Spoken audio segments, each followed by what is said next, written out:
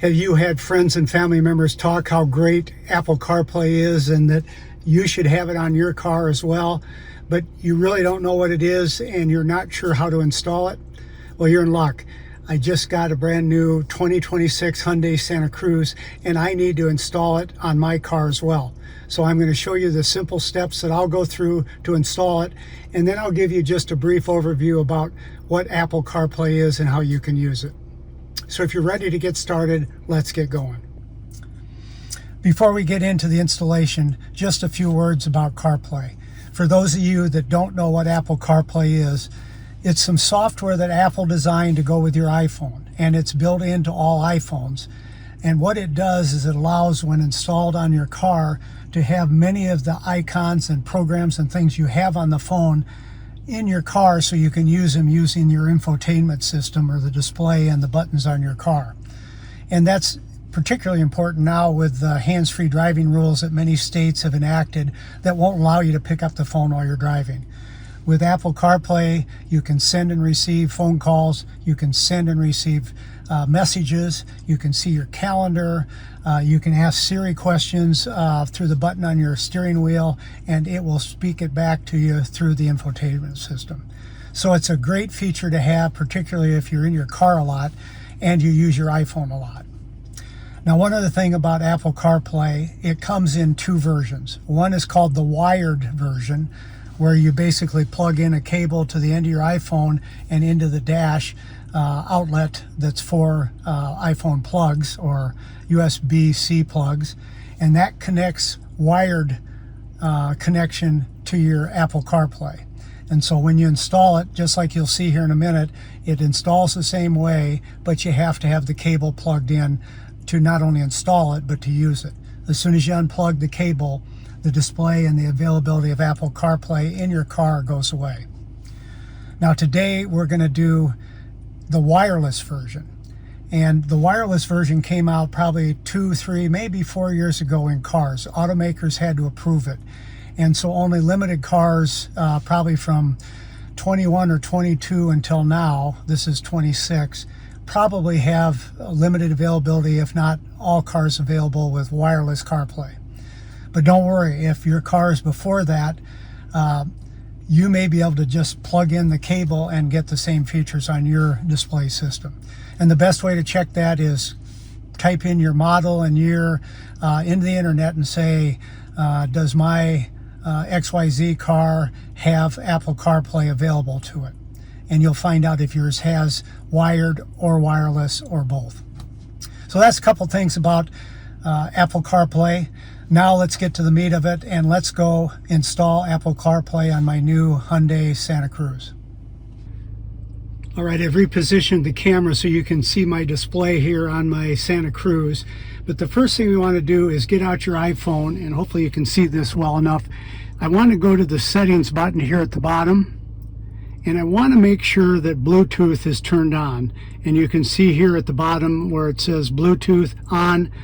You need to make sure that's set up on your phone before we go any farther. All right, so I'm going to close that out.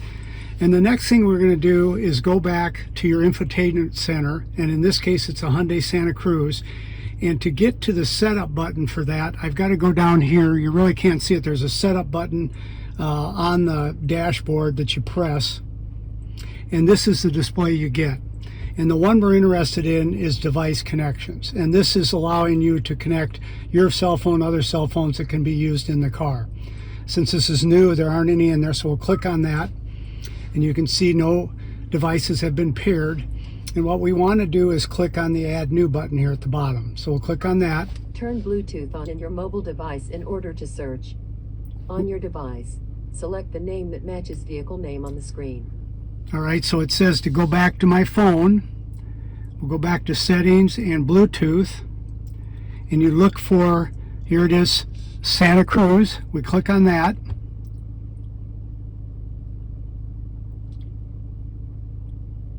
And you can see a pairing request with a number. If you look on the screen, it's got the same pairing number. We go back to this and it says pair. Asks if you want your contacts and favorites to be synced, and you say allow.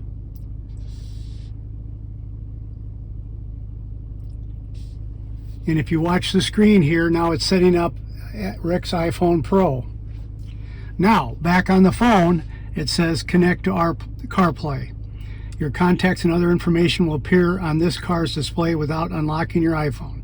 And that's what we want, so we hit connect. And notice the CarPlay symbol. So back to the display again, it's saying this newly added iPhone supports Apple CarPlay. Connect to CarPlay now. And we say yes. And watch for that symbol right up here. There you go. You've installed Apple CarPlay. And what you're seeing is the display on there. Now, isn't that simple? If I were to turn off the car and start it back up, it likely will show up when I start the car. But if it doesn't, in your individual infotainment center, there should be a place where that icon will show you. Simply click on it to activate it. Now, I will again say this is a wireless version. I don't have any wires connected to my phone, so it's easy for this to turn on and off. If you had a wired version, you would simply plug the cable into your iPhone and then run it down into the button or the outlet on your display that allows you to connect your iPhone. And as long as it's connected, you will be able to use Apple CarPlay. If it isn't connected with the wire, it won't work. So that's it. That's as simple as it is. Now, what I want to do is just take you on a brief overview of what Apple CarPlay is. And what you're seeing here are a bunch of apps that were on my iPhone. We can find them all, and basically CarPlay puts them on your display so they're accessible to you on this display, but also using the speak button so you can talk your commands rather than type them or touch the touch screen to do. And what you see, and the ones I use pretty much all the time, are phone, messages. Sometimes I use music. This is Apple Maps, and if we slide our finger to the left, you can see some more apps here. Here's iHeartRadio. I listen to Audible books, so they're there. And if you look at the bottom side over here, you see this square. If you click on that, that takes you back to the main display screen for CarPlay. This is what I typically run in when I'm driving around. It allows you to put commands in up here. It allows you to control what Audible you're listening to, if it's a book or music or whatever, that can be done there. And it also has my calendar listed here. And these can be programmed by you. You can decide what you want there as well as here. So let's take a look at this left side over here. At the top is your clock. Below it is your battery of your cell phone. This up here, the three dots, that will show what your cell phone signal is. I have mine turned off right now in airplane mode, so it doesn't show, but this is good for when something isn't working. You may have a weak signal coming to your car, so CarPlay won't be able to react because it doesn't have a signal. You see here, this is Google Maps. This is my Audible. This puts the apps that you use the most over on the side. And again, down at the bottom are this, it's not a square this time, but it's a bunch of dots. That matrix, that's what you push to get back to all your apps. So we'll click on that, and now we're back to that same page again. The last thing I want to show you is how to set this up to be accommodating to you. And that's this, just like on your iPhone, this gear over here.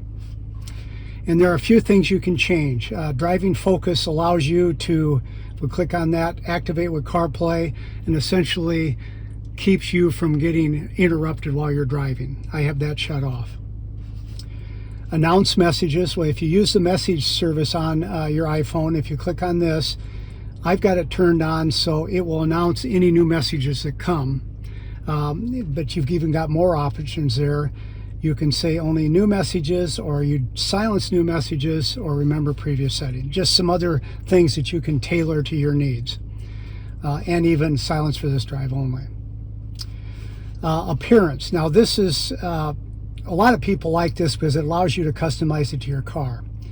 As with your iPhone, you have a thing that will make it light or dark depending on whether it's daytime or nighttime. If you like the always dark, you click on this one, and then it makes it dark so it's not blinding you, particularly at night. You can put it on automatic so it automatically switches for you. and it'll always say, or always show dark maps. Turn that on or off so the maps come in dark, or rather than being in bright color. Customize icons. Here you can see the typical icons on the back, but with iOS 26, the new Apple operating system, they have dark colored ones that you could use, or clear colored ones if you prefer that. You can do the dark or light or auto, and I tend to stay on the default ones just because I'm used to seeing those. So we'll click on this arrow in the upper corner again. We customize icons wallpaper. This gives you the ability to put different colors as a background. They have these patterns here, the top 6, and then there's some dark colors. If we go back and go to appearance and go to light and go back and do that again, wallpaper, you can see different wallpapers that you can use depending on what your car need is. And we'll just click on this one, and so you can see the background is that way. If you don't like it, hit cancel. If not, just hit set. And now we're back to the settings. We'll go down a little farther. Display, smart display zoom, that's great for your maps, so you zoom in when you're making a turn. And if you listen to a lot of music, Apple Music, it will show you album art while playing on your display. Accessibility, color filters, text size. If you're having a hard time reading this, you can go up to like 120%. See, it made that number bigger. We go to 135. These got bigger. We'll go back to default. Go back here. You can make text bold. You see that got bold. If I turn it off, this text gets less bold. I always leave it on. It's easier to see in a quick glance. And this says voice control allows you to use iPhone's microphone to control CarPlay with voice commands. Try go home, swipe right, etc. If you use that on your phone, it'd be good to turn that on because you're used to having an Apple phone do things for you. Hearing, sound recognition, I don't mess with that one. Apple Intelligence and Siri. If you're like me, I've gotten to the point where I ask Siri a lot of things like, Siri, how's the weather today? Things like that. You can do that on CarPlay in your car. So I would suggest turning that on. I don't automatically send messages. I want to review them first. And I've got show apps behind Siri, which says, allows the current app to remain visible while Siri is active. So I've turned that on. And the last couple here, live activities, I've just got on. I'm not really sure what that is. Pin conversations, if you want to save conversations that you got through messages, I turned that on. And there's also a silent mode. And that's it. We'll go back here, go back to the beginning. And if I swipe to the left, here's my main display. It's a great feature to have if you use your iPhone a lot. And with the new laws, having hands-free driving, you can't make telephone calls or text messages picking up your phone anymore. Apple CarPlay allows you to do that with this new setup. So there you have it. It's amazingly simple to install, and even with my brief overview of what Apple CarPlay can do, you can see why people like to have it installed in their cars while they're making trips. It allows them to have their iPhone available to them while driving, but yet follows the law when it comes to hand-free driving rules that are now being acted across the country. If you got any questions about your installation that I can help with, feel free to leave them in the comments section, and I'll try to get back to you and help you out. Hope you enjoyed the video, and until next time, we'll see you later.